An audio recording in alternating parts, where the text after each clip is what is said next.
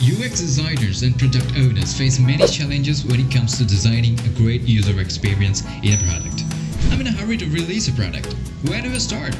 What is the right way to do UX?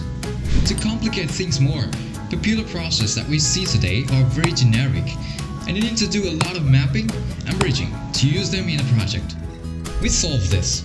What we did was, first we categorized all projects into three main types. Start a product from scratch. Revamp or improve UX in an existing product. Adding a new module to an existing product. We extracted the good parts which has worked for us in popular processes like lean UX, design thinking, the sprint and traditional user-centered design process. And we mapped them to these different project types. And with our 18 years of experience in business, we came up with a human experience model of design. You will realize that it is not a total new process. We have just made your lives easy by bridging and mapping popular UX processes to suit your project type. The key fact is, the maximum time it takes to cover a full cycle of process takes only 4 of 6 hours of workshop.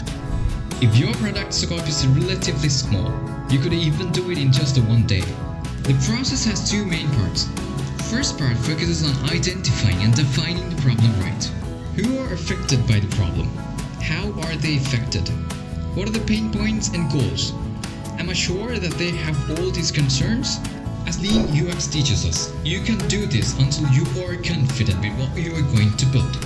Output of this section is a well-defined problem with the properly identified user groups, validated pain points, and the needs and the goals regarding the problem domain. This output will be the input for the second part. During the second part, we try to find solutions based on validated needs and goals. Here, we mainly follow principles from the Sprint by Google Ventures.